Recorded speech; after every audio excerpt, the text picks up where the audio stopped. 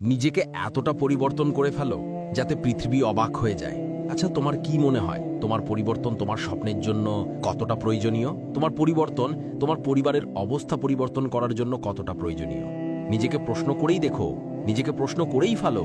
আমরা হয়তোবা বাহির থেকে মোটিভেশন খোঁজার চেষ্টা করি, কিন্তু আমাদের পারিবারিক অবস্থা, মানুষের আমাদের প্রতি ধারণা, আমাদেরকে অবহেলার দৃষ্টিতে দেখা, এগুলো কি প্রমাণ দেয় না যে নিজেকে পরিবর্তন করার প্রয়োজন আছে? তুমি কি নিজেকে পরিবর্তন করার রিস্ক নিতে পারবে? তুমি কি নিতে পারবে নিজের সময়কে কাজে লাগানোর রিস্ক? নিজের সময়টাকে কাজে লাগাও। এই সময়টা তোমার জন্য শুধুমাত্র সময় নয়, এটা তোমার এমন এক সম্পদ যেটা তোমার জীবনকে পরিবর্তন করে দিতে পারে, যেটা তোমার প্রতি মানুষের দৃষ্টিভঙ্গিকে পরিবর্তন করে রেখে দিতে পারে। আমি তো বলবো নিজেকে এতটা পরিবর্তন করে নাও যে কিছুদিন পরে যখন মানুষ তোমার সাথে সাক্ষাৎ করবে তখন যেন এটা ভাবতে বাধ্য হয়, যেটা কি সেই মানুষ যার সাথে কিছুদিন আগে আমি পরিচয় করেছিলাম, যার সাথে কিছুদিন আগে আমার আলাপ ছিল। নিজেকে এতটা পরিবর্তন করে ফেলো যেন মানুষেরা ভাবতে বাধ্য হয় যে কিছু বছর আগে পর্যন্ত কিছুই তো ছিল না, কিছু বছর আগে পর্যন্ত একে দেখে তো সবাই অবহেলা করত, আজ কেন মানুষ শ্রদ্ধা করছে? নিজেকে এতটা পরিবর্তন করে ফেলো। আগামী কিছু সময় তোমার জন্য শুধুমাত্র সময় নয়, এটাকে সময় হিসাবে দেখো না, এটা তোমার জন্য একটা সম্পদ, যে সম্পদকে কাজে লাগিয়ে তুমি তোমার লাইফে সমস্ত কিছু অ্যাচিভ করতে পারো। যেন কোনো এক মহান ব্যক্তি বলেছিল যে তুমি যদি গরিব হয়ে পৃথিবীতে আসো তাহলে সেটা তোমার ভুল নয়, কিন্তু তুমি যদি গরিব হয়ে পৃথিবী থেকে বিদায় নাও তাহলে সেটা তোমার ভুল। আমরা গরিব হয়ে পৃথিবীতে এসেছি, ঠিক আছে, এটা আমাদের জন্য চ্যালেঞ্জিং, কিন্তু এটার জন্য আমরা নিজেরা দায়ী নই। কিন্তু যদি আমরা এই পৃথিবী থেকে গরিব হয়েই বিদায় নিই তাহলে সেটা হয়তো আমাদের জন্য লজ্জার হবে। এখনো সময় আছে। তুমি মনে করছো যে তোমার কাছে তোমার বয়সটা খুবই গুরুত্বপূর্ণ, মনে হতে পারে যে আমার দেরি হয়ে গিয়েছে। না, দেরি হয়নি, কিন্তু এখনো যদি এইভাবেই চলতে থাকে তাহলে হয়তোবা দেরি হয়ে যাবে। Age does not matter. সময়কে অপচয় করেছো, ঠিক আছে, রিগ্রেট ফিল হচ্ছে, আফসোস হচ্ছে, ভালো কথা, এটা হওয়াটাও জরুরি। যখন তোমার আফসোস হয় তখন তোমার কাছে একটা রিমাইন্ডার আসে যে না, কিছু তো অনুভব হয়েছে, অনুভব করো। যখন তোমার জীবনে পরিবর্তন আসবে, যখন তুমি তোমার জীবনের স্বপ্নগুলোকে বাস্তবে রূপ দেবে, তখন তোমার জীবনটা কেমন হবে? যে পৃথিবী তোমার কাছে বোরিং লাগতো সেই পৃথিবী তোমার কাছে ভালো লাগতে শুরু করবে। যে মানুষগুলো তোমাকে বলতো যে তোমার দ্বারা কিছু হবে না, তারা তোমার হয়েই হাততালি বাজাতে শুরু করবে। এমনটা হয়, এমনটাই হয়, আমার উপরে বিশ্বাস রাখতে পারো। আজকাল মানুষের কাছে অনেক অপশন আছে, আমাদের কাছে অনেক অপশন আছে সময়কে অপচয় করার। আমরা গেম খেলে সময় অপচয় করতে পারি, সোশ্যাল মিডিয়াতে স্ক্রলিং করে সময় অপচয় করতে পারি। শর্টস ফিডস তো এখন এমন হয়ে গিয়েছে যে একবার ঢুকলে 2-3 ঘন্টার মধ্যে সেখান থেকে বার হওয়াটাই কঠিন হয়ে দাঁড়িয়েছে। আসলে এগুলো অ্যালগরিদমের খেলা। তোমার ব্রেন যেভাবে কাজ করে এগুলোকে সেইভাবেই তৈরি করা হয়েছে।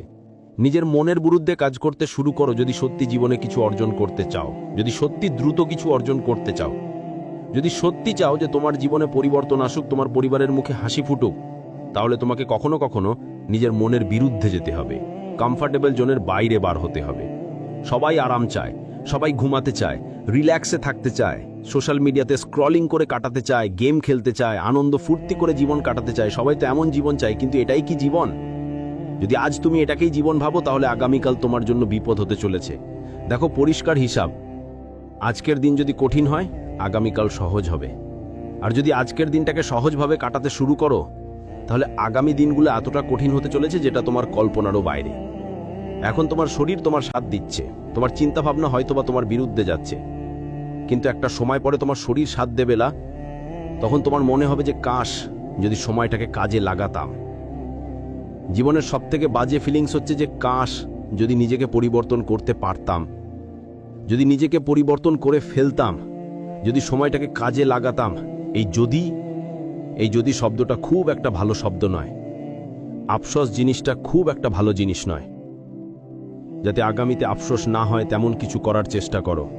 আর আফসোস হবে যদি তুমি তোমার আজকের দিনগুলোকে অপচয় করো, অবহেলার সহিত অতিক্রম করো। লাইফের ডিসিপ্লিন আনাটা জরুরি। যখন তুমি তোমার ডিসিপ্লিন ভঙ্গ করো তখন নিজেকে সাজা দেওয়াটাও জরুরি। নিজের লাইফে একটা ডিসিপ্লিন তৈরি করো, নিজের একটা টার্গেট তৈরি করো। সকালে উঠে আগে ঠিক করো, অথবা রাতে ঘুমাতে যাওয়ার আগে ঠিক করো যে আগামীকাল আমি এই কাজগুলো করব, এবং দিন শেষ হওয়ার আগে সেই টার্গেটকে পূরণ করো।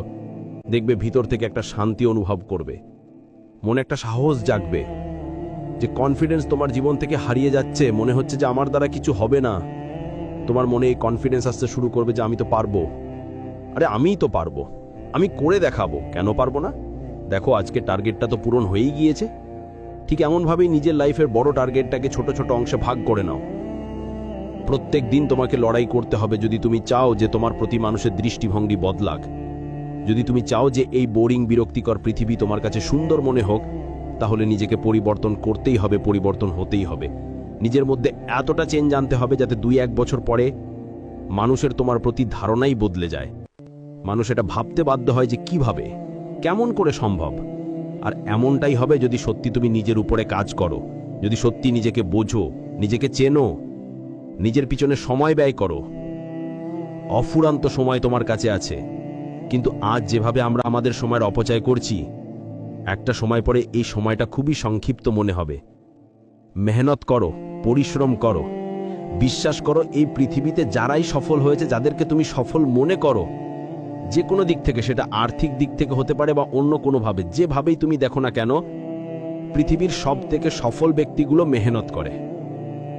তারা জানে মেহনতের কোনো বিকল্প হয় না। হ্যাঁ, তারা স্মার্টলি কাজ করে, তারা জানে যে মেহনতই সফলতার একমাত্র কারণ নয়, কিন্তু সফলতা পাওয়ার জন্য মেহনত করাটা জরুরি। তুমি হয়তোবা বলতে পারো যে পরিশ্রম তো সবাই করছে, একজন চাষিও তো পরিশ্রম করে, একজন দিনমজুরও তো আমার থেকে বেশি পরিশ্রম করে, তাহলে কিভাবে আমি সফলতা পাবো?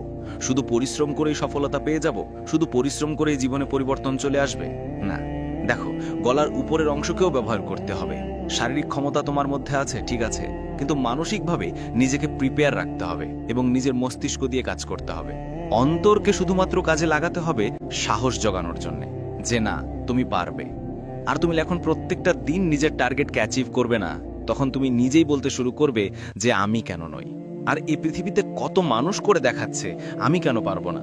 কনফিডেন্স আনার জন্য নিজের মধ্যে ডিসিপ্লিন আনাটা জরুরি, ডিসিপ্লিন মেনটেন করাটা জরুরি, প্রতিনিয়ত কাজ করাটা জরুরি, কনসিস্টেন্সি বজায় রাখাটা জরুরি।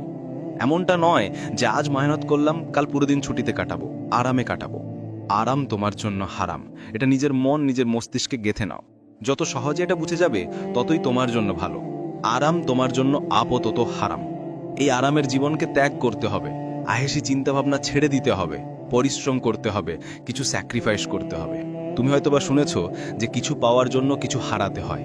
হ্যাঁ, এটাও বাস্তব যে কিছু পাওয়ার জন্য কিছু হারাতে হয়, এবং তার সাথে এটাও বাস্তব যে কিছু পাওয়ার জন্য কিছু করতে হয়। হাত গুটিয়ে বসে থাকার মতো অপশন তোমার কাছে আছে। সবকিছুকে ভাগ্যের দোষ দিয়ে হাত গুটিয়ে বসে থাকাটা অনেক সহজ, তুমি এটা জানো। আর আমরা এটাকেই বেছে নিই, সচরাচর আমরা এটাকেই বেছে নিই।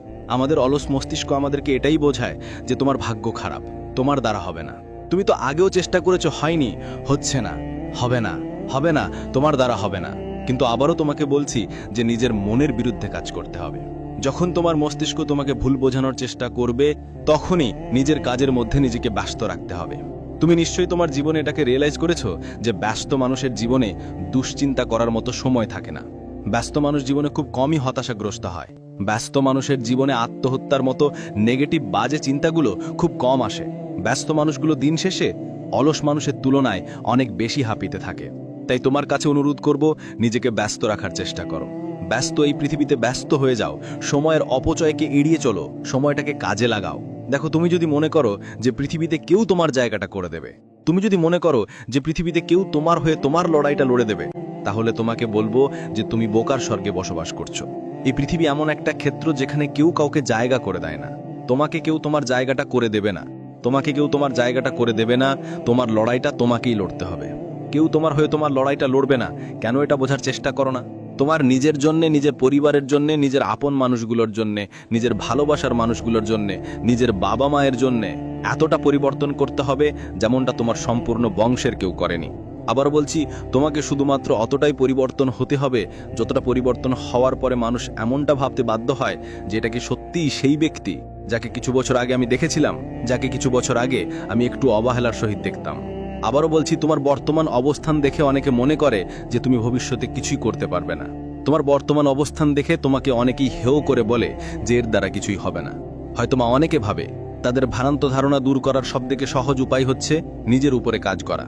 আমরা মনে করি যে যারা আমাদেরকে পছন্দ করে না তাদেরকে কষ্ট দেওয়ার অন্য কোনো মাধ্যম আছে। তাদেরকে কষ্ট দেওয়ার একটাই মাধ্যম, নিজের উপরে কাজ করো। সত্যি কথা বলছি, এ পৃথিবীতে নিজের উপরে কাজ করে যতটা না তুমি স্যাটিসফাইড ফিল করবে, ততটা অন্যকে কষ্ট দেওয়ার অন্য কোনো মাধ্যম খুঁজে তা পাবে না। যারা তোমার উপরে হিংসা করে, যারা তোমাকে অবহেলার সহিত দেখে, যারা বলে যে তোমার দ্বারে কিছু হবে না, যারা তোমার উপরে বিশ্বাস রাখে না, যারা চায় না যে তুমি জীবনে অনেক দূর পর্যন্ত এগিয়ে যাও, তাদের চোখ খুলে দেওয়ার একটাই মাধ্যম, নিজের উপরে কাজ করো। তুমি বদলালে তোমার প্রতি পৃথিবীর মানুষের ধারণা বদলাবে। এমনটাই হয়ে থাকে, আমরা মনে করি মানুষ আমাদেরকে ভালোবাসবে, শ্রদ্ধা করবে, সম্মান করবে, কিন্তু বাস্তবে এমনটা হয় না।